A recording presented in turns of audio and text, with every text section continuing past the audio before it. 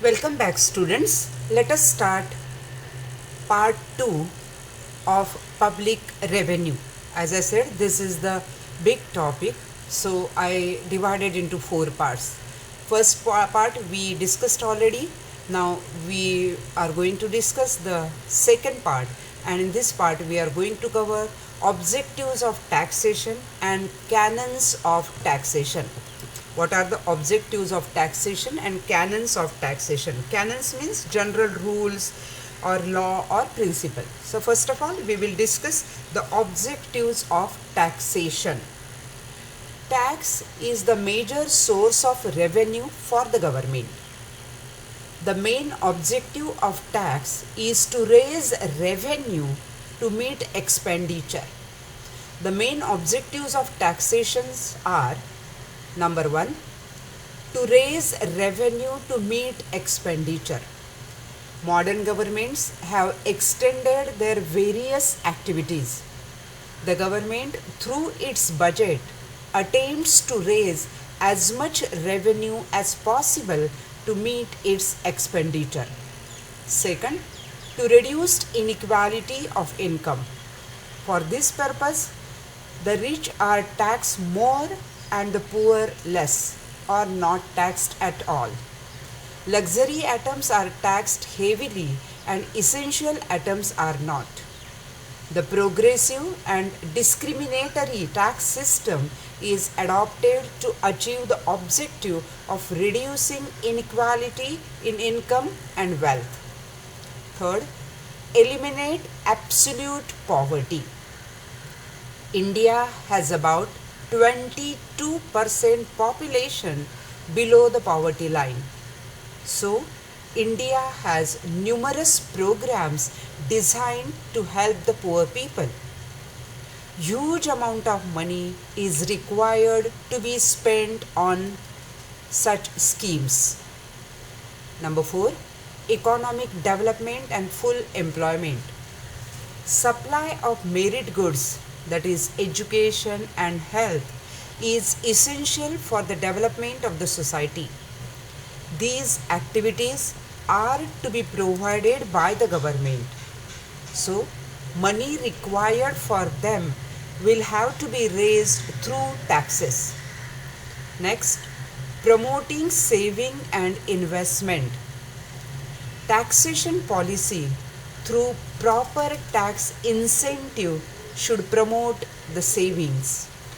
Next, price stability. Wide fluctuations in price level resulting in inflation and deflation. It must be regulated and controlled through tax policy. Next, control of imbalance in the balance of payment. The tax policy must be adjusted to promote exports by extending tax concession as an incentive. Imports could be restricted by imposing higher import duties. So these are the objectives of the taxation. Students, you have to understand that tax is one of the important budgetary instrument which the government makes use to achieve economic as well as non-economic objectives. Non-economic objective means the social objectives. Progress of an economy depends on how the government uses taxes as an instrument and how it uses the tax revenue. India is known for substantial unproductive expenditure of its tax revenue in the economy, which continues to be poor. This you have to write under objectives of taxation. Now the next point, canons of taxation. As I said, canon means the general rules, law or principle. The canons of taxation describe the characteristics of good tax system. Number 1 canon, canon of equity. It implies that everybody should pay a tax in accordance with the ability. Rich people should pay larger proportion of their income as taxes, and the poor should bear a lesser burden of taxation. Next, canon of certainty. A tax should be certain in time of payment, the manner of the payment, and the amount of tax to be paid so as to avoid hardship to the taxpayer. Next, canon of economy. It implies that the cost of collection and administration of tax should be as minimum as possible, otherwise taxes would prove unnecessary burden up on the people. Canon of convenience. It refers to the time and the manner of collection of tax most convenient for the taxpayer. This canon recommends an appropriate timing of tax collection and convenient mode of collection which would be convenient to the taxpayer. Next, canon of productivity.